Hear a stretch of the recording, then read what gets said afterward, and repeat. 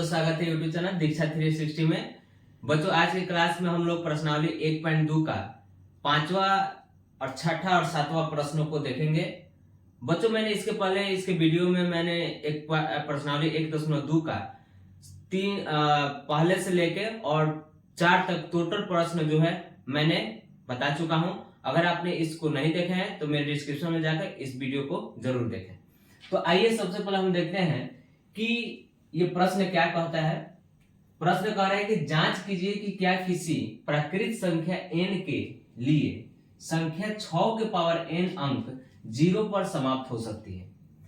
बच्चों जब भी जांच करने वाले दर्शाने वाले कुछ प्रश्न ऐसे होते हैं कि अटपटा तरीके से होते हैं जिसको हम लोग समझ नहीं पाते हैं। तो इसको समझने के पहले सबसे पहले हमें प्रश्नों को सही तरीके से हमको समझना जरूरी होता है कि कैसे ये प्रश्न कह रहा है, तभी हम जाकर बना पाते हैं। यहाँ पे एक बात लिखा है कि अंक 0 पर समाप्त हो सकती है। मतलब क्या कि आप ऐसी संख्या लीजिए जिसके इकाई अंक पे जो है, इकाई अंक पर जो है, इकाई जो जगह पे आपका क्या होना चाहिए, 0 होना चाहिए। जैसे कि 10 अगर हम लेते हैं तो 10 के इकाई अंक में क्या है, 0 है। अगर मान लीजिए हम 20 लेते हैं तो इसके इकाई अंक पर क्या है, 0 है। और इसकी 30 लेते हैं तो इसके इकाई अंक पर क्या है, 0 है। तो आपको एक 6 के पावर n एक ऐसी संख्या दी है जो 0 पर समाप्त हो सकती है। तो इसको हम लोग खुद जांचेंगे कि आखिर ये ऐसा क्या कह रहा है। थोड़ा सा इसको समझते हैं, इसको हम मैं बता रहा हूं, थोड़ा सा देखिएगा कि 10 है तो 10 को अगर हम तोड़ना चाहें तो 2 गुने 5 हो सकता है। 20 को अगर हम तोड़ना चाहें तो 2 गुने 2 गुने 5 हो सकता है। 30 को अगर हम तोड़ना चाहें तो 2 गुने 3 गुने 5 हो सकता है। बच्चों इन सबको थोड़ा सा नोटिस करिए कि आखिर ऐसा कौन ऐसी संख्या है जो बार बार इस संख्या में, मतलब इनके गुणनखंड में क्या हो रहा है, आ रहा है अभाज्य गुणनखंड करने में। थोड़ा सा नोटिस करिए, यहां एक देख रहे हैं कि 2 आ रहा है और एक आपका क्या आ रहा है, 5 आ रहा है। अगर मान लीजिए कि 2 और 5 आ रहा है तो अगर इसको हम लिखना चाहें तो 2 के पावर n और 5 के पावर m लिखा जा सकता है, या n भी लिखा जा सकता है। यानी कि हम देख क्या रहे हैं कि अगर वैसी संख्या जो 0 पर समाप्त हो रही है या 0 इकाई, मतलब इकाई जगह स्थान पे 0 आ रहा है, तो उनमें जरूर ही जरूर 2 के पावर n और 5 के पावर n हमको प्राप्त हो रहा है। यहां पर देख रहे हैं तो 2 के पावर n और 5 के पावर, यहाँ पे 2 के पावर 2 हो जाएगा और 5 के पावर 1 हो जाएगा। तो इस तरह से देख रहे हैं कि यहां भी उसी तरह का कंडीशन तैयार हो रहा है। यानी कि अब थोड़ा सा इसको हम लोग समझते हैं कि आखिर ये कह क्या रहा है। ठीक है, देखिए इसको कैसे लिखेंगे हम लोग, लिखेंगे कि 6 के पावर n को लिखेंगे ऐसे, संख्या 6 के पावर n अंक 0 पर समाप्त होने के लिए, 0 पर समाप्त होने के लिए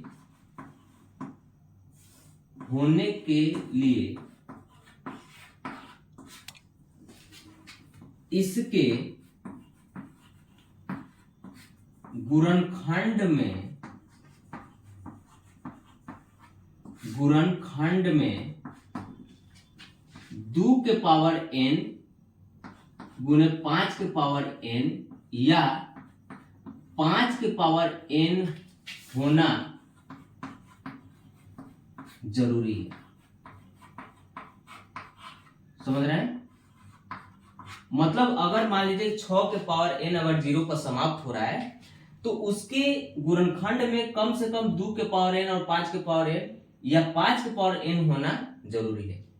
परंतु हम यहाँ क्या देख रहे हैं, परंतु हम ये देख रहे हैं कि 6 के पावर n को अगर हम अभाज्य गुणनखंड करते हैं तो 2 गुने 3 उसके पावर में n लिखेंगे और इसको हम लोग लिख सकते हैं 2 के पावर n गुने 3 के पावर n। तो लिखेंगे यहाँ पे 6 के पावर n का एक मात्र अभाज्य गुणनखंड क्या हो रहा है, 2 और 3 हो रहा है। इसलिए 6 के पावर n अंक 0 पर समाप्त नहीं हो सकते हैं,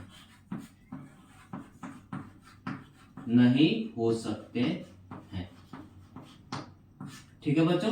तो ऐसे ही हमको इसको क्या करना है, बनाना है। हमको चाहिए 2 के पावर n गुने 5 के पावर n या 5 के पावर n होना चाहिए, यानी कि 5 जरूर होना चाहिए।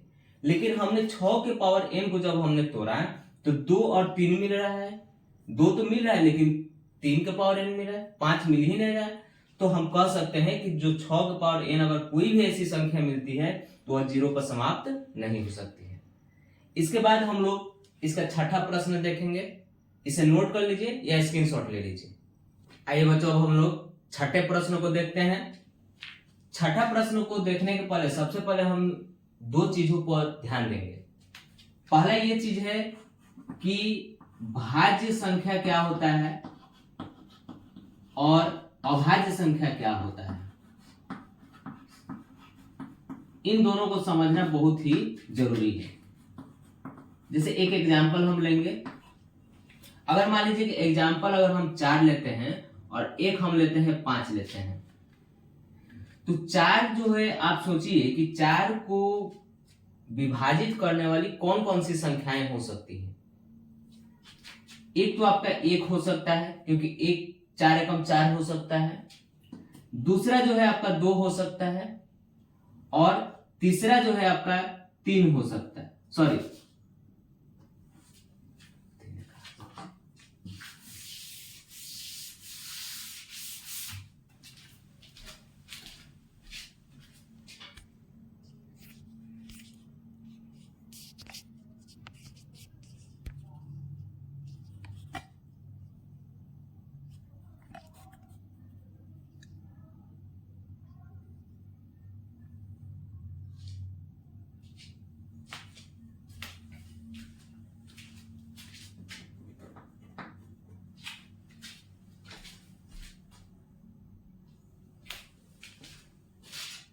आइए बच्चों, हम लोग छठा प्रश्न को देखते हैं। छठा प्रश्न को देखने के पहले, बनाने के पहले हम 2 चीजों को ध्यान में रखेंगे कि भाज्य संख्या क्या होती है और अभाज्य संख्याएं क्या होती है। इसके लिए हम एक छोटा सा एग्जाम्पल लेंगे, जैसे 6 ले लिया और एक ले लिए हम 5। 6 को आप बताइए बच्चों कि 6 को कौन कौन ऐसी संख्याएं हो सकती हैं जो इसको विभाजित कर सकती हैं। तो सबसे पहले तो हम देख रहे हैं कि 1 है, उसके बाद से 2 है, उसके बाद से 3 है और 6 है। यानी कि 1 के पहाड़ा में भी 6 आता है, 2 के पहाड़ा में भी 6 आता है, 3 के पहाड़ा में भी 6 आता है और 6 के पहाड़ा में भी 6 आता है।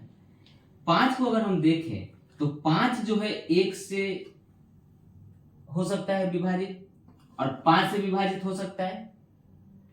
इसके अलावा और कोई ऐसी संख्या नहीं है जो इसको विभाजित कर सके। तो थोड़ा सा नोटिस करिएगा यहाँ पे कि यहाँ पे जो संख्या है, विभाजित करने वालों की संख्या जो है कितने हैं, 4 है। और यहाँ जो है विभाजित करने वाले संख्याओं की संख्या कितनी है, 2 है। यानी कि हम देख रहे हैं कि वैसी संख्या जो स्वयं से और 1 से विभाजित होती है उसे हम क्या कहते हैं, अभाज्य संख्या कहते हैं। क्या कहते हैं, अभाज्य संख्या कहते हैं।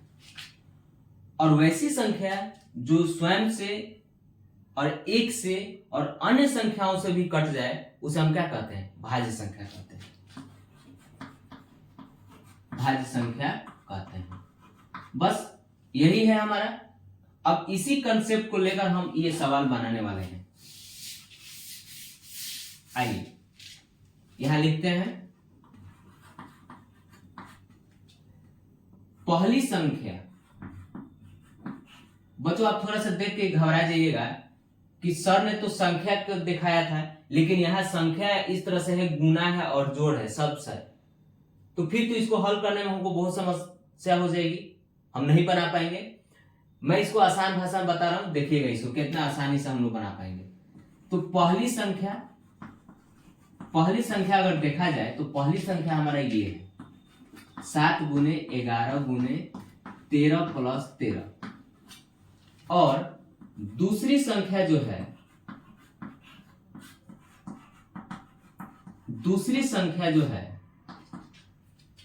7 गुने 6 गुने 5 गुने 4 गुने 3 गुने 2 गुने 1 प्लस 5 है। अब बच्चों सवाल को आसान करने का समय आ चुका है, तो कैसे करेंगे आसान? हम देखेंगे कि ऐसी संख्या देखेंगे कि जो दोनों में शामिल है, मतलब प्लस के इस साइड भी और प्लस के इस साइड भी। तो हम देख रहे हैं कि यहाँ 13 जो है इधर भी है और 13 क्या है इधर भी है, तो हम क्या निकाल लेंगे, 13 को बाहर कर लेंगे। जब 13 को बाहर कर लेंगे तो अंदर क्या बचेगा 7, और यहाँ बचेगा 11, और यहाँ बचेगा, जब 13 चला जाएगा तो क्या बचेगा 1 बचेगा। अब इसको हम लोग लिख सकते हैं 13 गुने 11 7 77 और 1 क्या होता है 78। अब इसको जो है हम तोड़ देते हैं, 13 गुने 78 को अगर हम अभाज्य गुणनखंड करें तो 2 से कटाएंगे तो 39 बार में, और 3 से कटाएंगे तो 13 बार में यह कट जाए। तो 78 को जो हम लिख सकते हैं 2 गुने 3 गुने 13। अब आप बच्चों बताइए कि यहाँ ऐसी कौन कौन सी संख्याएं हैं जो इसको विभाजित कर पा रही हैं। तो एक हम देखना है 13 है, 2 है, 3 है, फिर 13 आ गया, कोई दिक्कत नहीं है, और यहाँ पे 1 हो सकता है। तो इस तरह से देखा जाए तो यह जो है एक क्या कौन सी संख्या है, भाज्य संख्या है। क्यों भाज्य संख्या है? क्योंकि इनको विभाजित करने वाली बहुत सारी संख्याएं मिल रही है, इसलिए ये क्या है भाज्य संख्या है। उसी तरह से इसको देखिए, इसमें देखेंगे कि ऐसी संख्या देखिए जो दोनों में शामिल है। यहाँ देख रहे हैं कि यहाँ 5 है और यहाँ भी क्या है 5 है, तो हम 5 कॉमन लेने वाले हैं।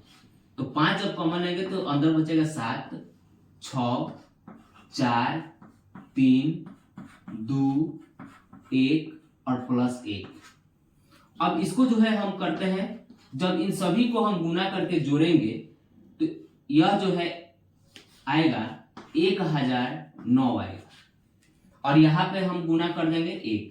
तो देख रहे हैं बच्चों कि यह जो है ऐसी संख्या है जो 5 से भी विभाजित हो रही है, 1009 से भी विभाजित हो रहा है, और 1 से भी विभाजित हो रहा है। तो इस तरह से हम कह सकते हैं कि यह भी एक कैसी संख्या है, भाज्य संख्या है। ठीक है, तो लिख सकते हैं अतः 7 गुने 11 गुने 13 प्लस 13 और 7 गुने 6 गुने 5 गुने 4 गुने 3 गुने 2 गुने 1 प्लस 5 क्या है, भाज्य संख्याएं हैं, भाज्य संख्याएं हैं। समझ रहे हैं बच्चों? तो इस तरह से हम ऐसे प्रश्नों को बना पाएंगे। परीक्षा में बच्चों ये जरूरी नहीं कि यही सवाल दे देगा, बस तरीका आपको मालूम होनी चाहिए कि कैसे बन रहा है। ज्यादा आपको इंपॉर्टेंट ये देखना है कि हमें दोनों में कौन ऐसी संख्या है जो शामिल है, उसी को हमको क्या करना है, बाहर निकालना है। और नीचे और देखेंगे तो जो संख्या है उसको हम लोग क्या कर देंगे, विभाजित कर देंगे। यहाँ भी देख रहे हैं कि हमने 5 कॉमन लिया था और इसको हमने तोड़ दिया, तो इस तरह से जब तोड़ा तो यहाँ भी 3 मिला और यहाँ भी तो बहुत संख्याएं मिल गई। तो इस तरह से देखें तो हम ये दोनों के दोनों क्या है, भाज्य संख्या है। इसको नोट कर लीजिए या स्क्रीनशॉट ले लीजिए। आइए बच्चों प्रश्नावली 7 देखते हैं। आइए बच्चों प्रश्नावली 1.2 का 7वां प्रश्न को देखते हैं। क्या कह रहा है, किसी खेल के मैदान के चारों ओर एक वृत्ताकार पथ है। इस मैदान का एक चक्कर लगाने में सोनिया को 18 मिनट लगते हैं, जबकि इसी मैदान का एक चक्कर लगाने में रवि को 12 मिनट लगते हैं। मान लीजिए कि दोनों एक ही स्थान पर एक ही स्थान और एक ही समय पर चलना प्रारंभ करते हैं करके एक ही दिशा में चलते हैं तो कितने समय बाद वे पुनः प्रारंभिक स्थान पर मिलेंगे। बच्चों वृत्ताकार पथ का मतलब होता है कि ऐसे गोला पथ है, ठीक है। और देखते हैं कि जब फील्ड में दौड़ा जाता है तो गोल में दौड़ा जाता है, तो एक का नाम है सोनिया और एक का नाम है रवि। दोनों लोग जो है एक ही समय में एक ही स्थान से ये क्या करते हैं, चक्कर लगाते हैं। इनका जो समय लग रहा है कुछ अलग रह रहा है, इनका समय कुछ अलग रहा है और दोनों लोग क्या हो रहे हैं, दौड़ रहे हैं। तो पूछ रहा है कि कितने समय बाद वह पुनः प्रारंभिक स्थान पर एक आके क्या हो जाएंगे, मिल जाएंगे। तो इस कंडीशन में बच्चों हम बता दें कि इस कंडीशन में प्रश्न अगर दिया रहता है तो जो अंक दिया रहता है उसको हम लोग एलसीएम निकालते हैं। तो आइए हम लोग कैसे बनाते हैं, इसको लिखते हैं।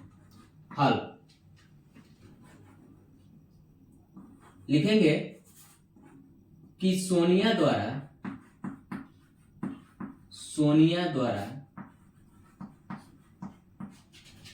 एक चक्कर लगाने में, सोनिया द्वारा एक चक्कर लगाने में लगा समय,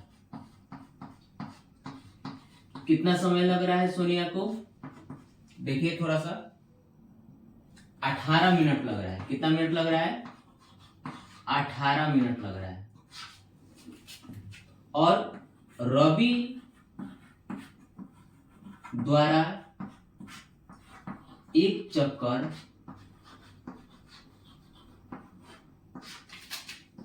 लगाने में लगा समय कितना है, 12 मिनट है। क्या है, 12 मिनट है। तो अब इनका जो है पुनः मिलने के लिए हम लोग क्या करने वाले हैं, तो इनका हम लोग निकालते हैं एलसीएम। तो ये हो गया आपका 18 और ये हो गया आपका 12। इसका हम लोग एलसीएम निकालते हैं तो दो छोटी संख्या लेते हैं, 2 9 18 हो गया, 2 6 के 12 हो गया। फिर 2 से कटाइए इसको, सॉरी 2 से नहीं कटेगा, 3 से कटेगा। 3 3 का 9 और 3 दूना 6।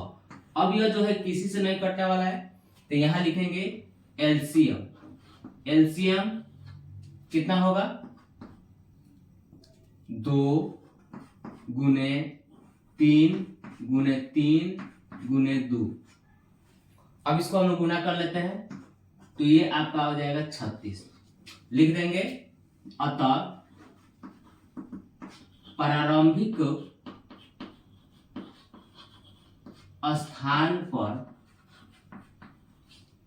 स्थान पर मिलने का समय,